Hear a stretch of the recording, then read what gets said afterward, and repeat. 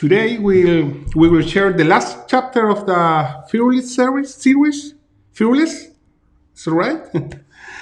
And the message is called the one healthy terror.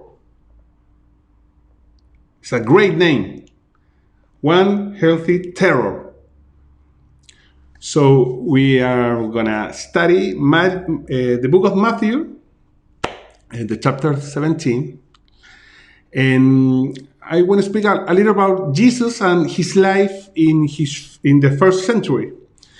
So we know that he has a lot of followers, and a group of them constantly try to label him, put labels, names, titles, and they try to put him in a box, constantly. It's we read the gospel, and we can find several times that his followers try to put names on it, name of him. Maybe they try to understand him or control this experience with Jesus. Some followers call him a revolutionary. So then Jesus go and pay taxes. Other followers call him a carpenter. And so Jesus went and teach like a rabbi, like a master, like a teacher. We know he was a saint, but we know too that he dined with prostitutes and tax collectors. So Jesus was special. He was a priest, but he did his minister outside of the synagogues. So it's not that simple for these followers to understand. So they try to put titles, they try to put labels, they try to put names on him, they try to put him in a box. Jesus is a king, but in his minister, he living as a pilgrim. So the followers try to put title on him without success. Each of us can reduce Christ to a title, can reduce Christ to a doctrine, or maybe we can reduce Christ to a figure. Peter, James, and John tried to do it too. So let's go to this chapter on the Bible, Matthew 17, chapter 17, verse 1 to 8. Anyone can help me reading this script? I tried to put it in the screen. Maybe, yeah, okay. So can anyone help me, please? Anyone? Thanks. Matthew 17, 1 to 8.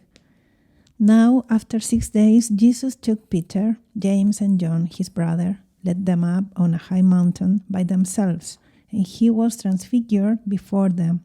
His face shone like the sun, and his clothes became as white as the light. Continue. And behold, Moses and Elijah appeared to them, talking with him. Then Peter answered and said to Jesus, Lord, it is good for us to be here. If you wish, let us make here 3 tabernacles, one for you, one for Moses, and one for Elijah.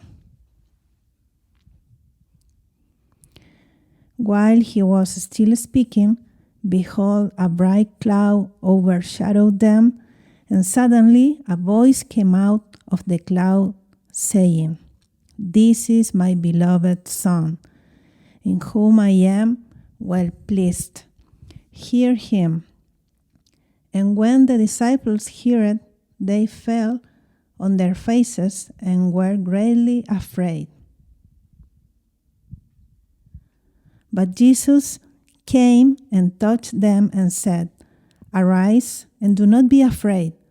When they had lifted up their eyes, they saw no one but Jesus only.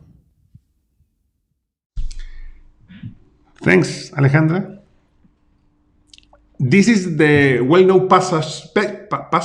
Yeah, that's the word, passage.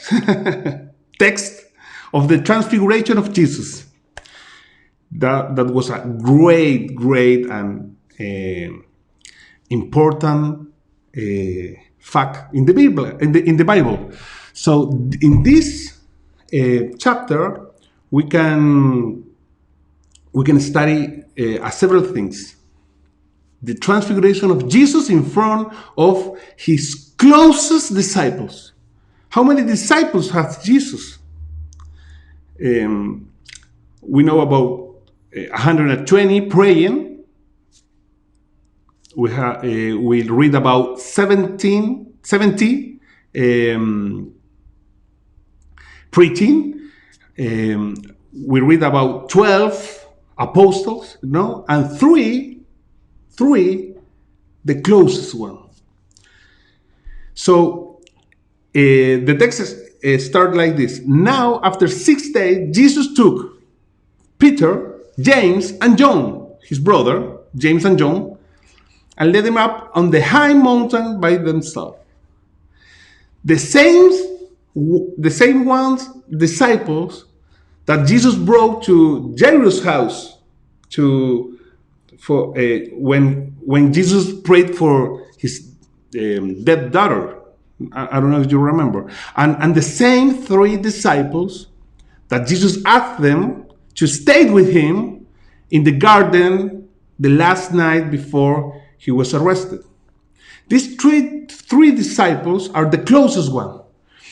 And he took them to the mountain because he wants to rebuild, he wants to teach something special to them. So then we know about verse 2, and he was transfigured before them. His face shone like the sun, and his clothes become as white as the light.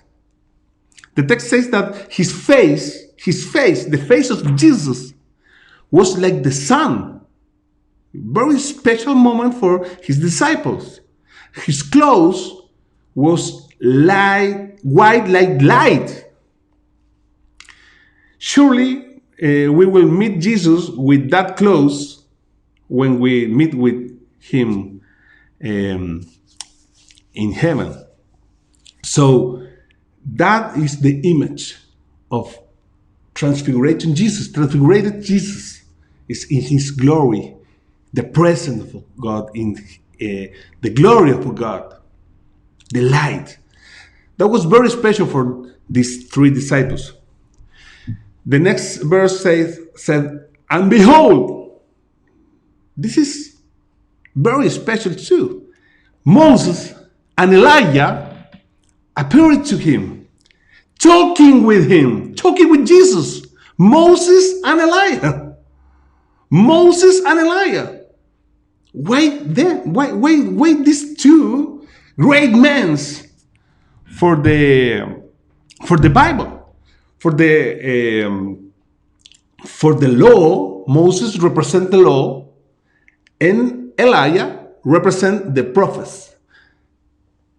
God gave the law to Moses, and Elijah for all Israel is the prophet of the prophets. So for the Israel people now, for the Jewish people, Moses represents the law, and Elijah represents the prophets, the prophecy.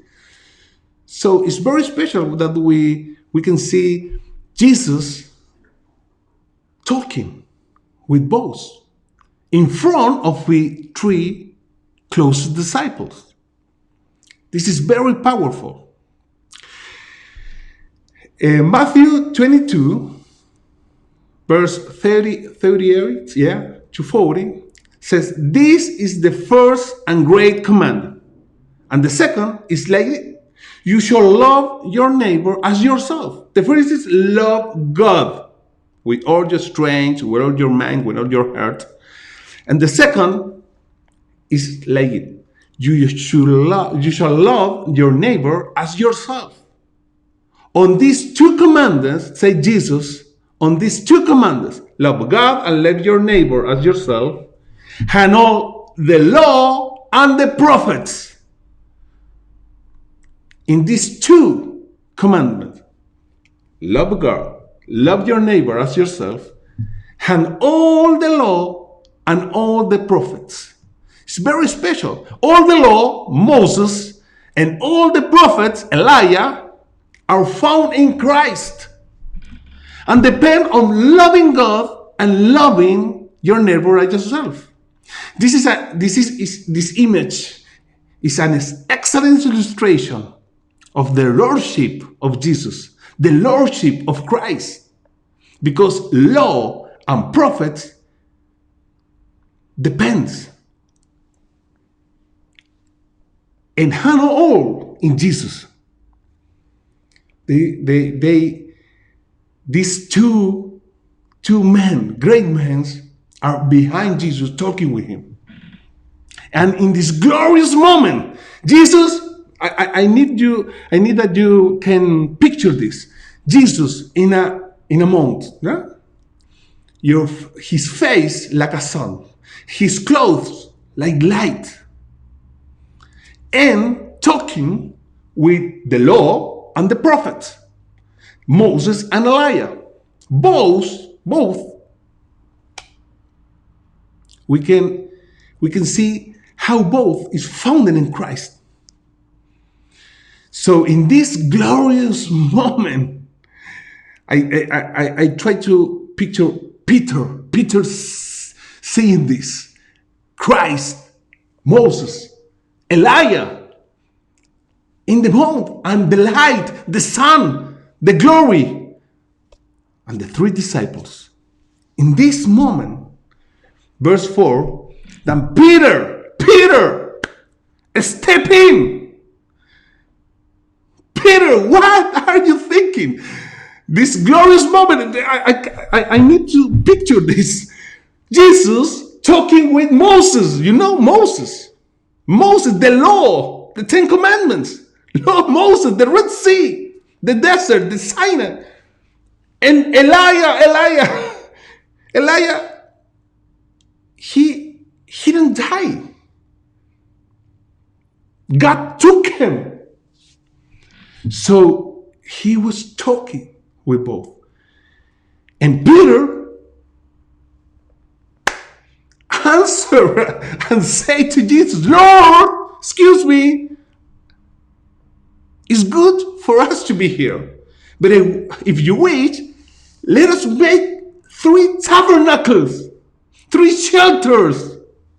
One for you, one for Moses, and one for Elijah. In this glorious moment, Peter offers to build 3 shelters. His idea was so out of place in this moment that God has to interrupt him. Verse 5, where he was still speaking, Peter still speaking, behold, a bright cloud overshadowed them, and suddenly a voice came out of the cloud saying, this is my beloved Son, in whom I am well pleased. Hear him. Peter, the fisherman of fish, who was challenged for Jesus to be a fisher of men, now offers himself as a carpenter. In his heart, this good intention, he finally wants to put Christ, Moses, and Elijah in boxes. On a human scale, boxes. And give you the 3 the same honor. But God doesn't allow it. The verse 5 continues. A voice, a voice came off the cloud and said, "This is my beloved Son, in whom I am well pleased. Hear him. Hear him." To him, not to Moses, not the law, not to prophet, not the liar. To him, Peter. He is the Messiah. In he is the law and the prophets. He is my beloved Son. My beloved Son, just one.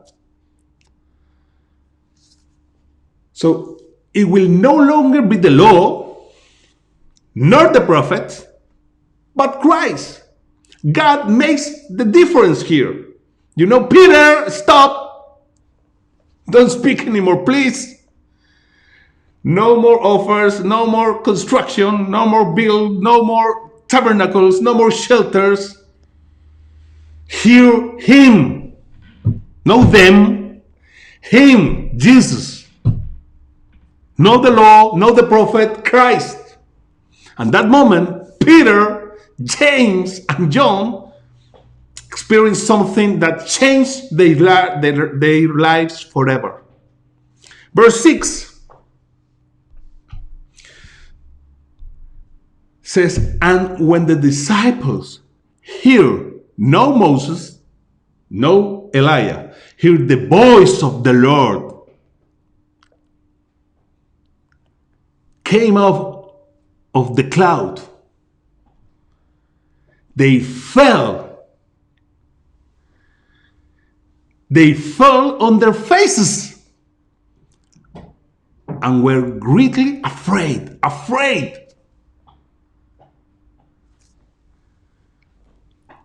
This is because the name of the message, they fell on their faces.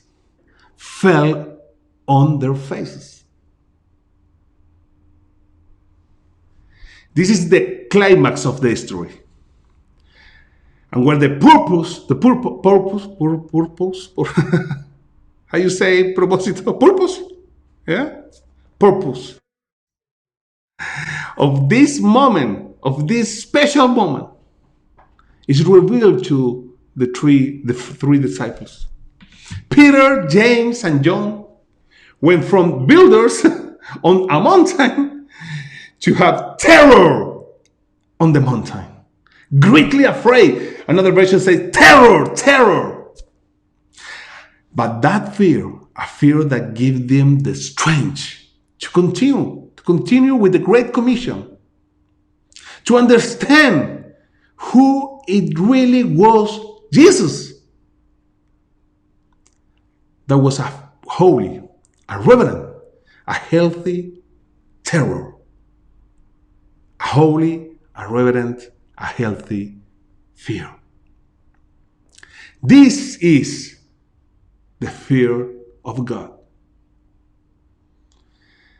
It doesn't steal or sleep, nor does it take away our peace. And it's manifested in our lives when we really have an encounter with Jesus. Probably Peter, James, and John, they never have this experience before. The fear of God, They fear a lot of things, but from God. So this encounter is that what we need today, in this time. If we fear Him, we will stop fearing the wrong things in the world. Like our heart, fear also has a conversion, So let me ask you, how long since you felt this kind of fear? How long since you felt this kind of fear, greatly afraid, terror fell on your faces.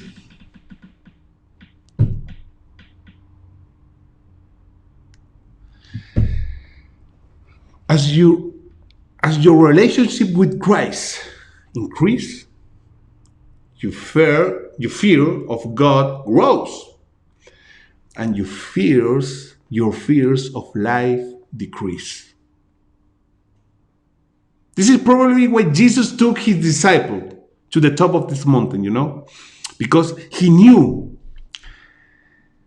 they had put him in a box before this encounter.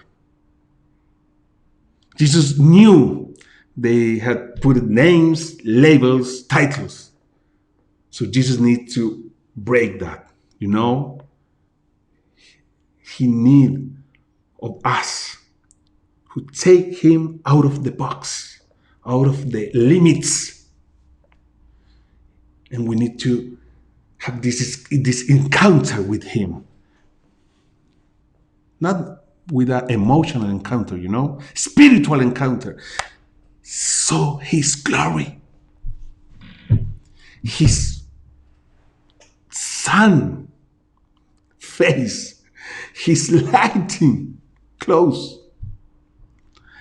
And since Jesus knew what will comfort them, what they will have to suffer because of him, it was necessary for them to experience this encounter with Jesus in his glory, so that they would fear him and fear God and not fear men and not fear circumstances.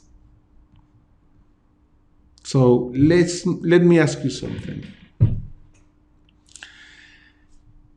Do you need to know the transfigured Christ? This kind of Christ? This Christ that when you face him, when you have this encounter with him, you fell on their face. You fell on your face. To the ground, man. To the ground. This reverent, this holy, this healthy terror. You need to pray for this kind of encounter with Jesus. Not this Jesus of a figure, a picture of Jesus, the Jesus of religion,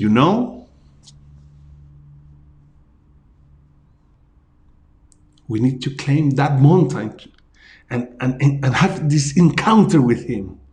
When his glory, that glory I can't stand,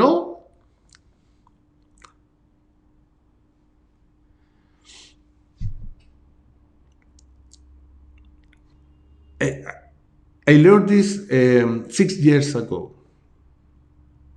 When our daughters, Isabella and Ariela, were born, they informed us that Isabella had a very complicated congenital malformation. I don't know if that's the name in English. She was in the YCU in English, like the YCU, yeah. As a newborn, a newborn. And the doctor suggests me that I not become attached to her, attached is like closer to her. Because she would probably die. That was his word, Not become attached to her. She would probably die. So, I feared a lot. And that moment, I feared the doctor more than the Lord.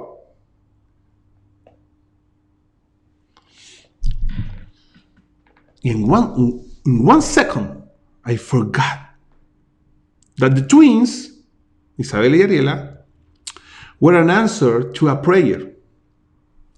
I forgot in 1 second that I had biblical promise with them. So I thank the Lord that when I felt like when I came home back that day, I fell at his feet, my face on the ground, and I prayed. And he came to me that day, and his presence filled my heart. And I fear him. And I was afraid to forget his promise, his word to me. From that day on, I decided to leave the fear of her illness,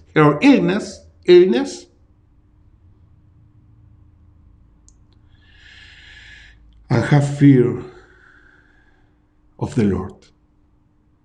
Fear of his word, this reverent fear.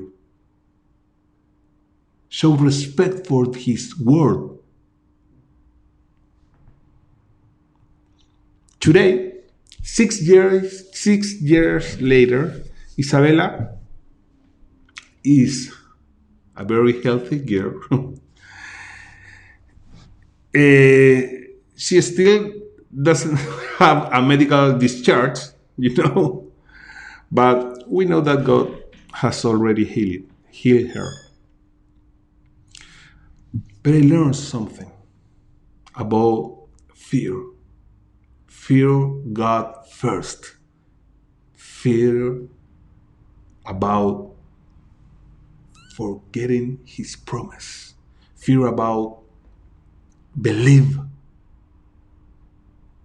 the things about this world first. Fear about that. My heart learned a valuable lesson that day. Fears God. First fell in his feet, So I think that we will agree with King David in this song. That was a very powerful word for me in that days. The Lord is my light and my salvation. Whom shall I fear? The Lord is the strength of my life. Of who shall I be afraid? So I want to encourage you. The best we can do now is fall at his feet. Fear him. So that he, Jesus, comes closer to you, touches our shoulders, and tell us, arise and don't be afraid. Arise and don't be afraid. Don't be afraid about the things of this world, Don't be afraid about circumstances. Don't be afraid about the enemy. Don't be afraid about COVID. Fear about me, about my glory, about my word. If we fear God, let me tell you,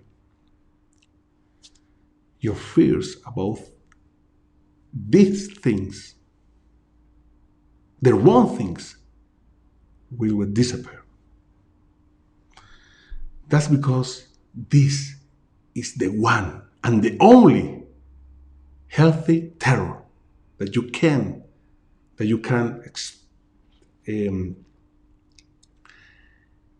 embrace tonight. Lord, give me this terror, this terror. I want to fall before you. I want to surrender before you. I want to have this kind of fear in my life for you, for your word, for your presence, for your glory. And when you do that, the old fears is going to disappear.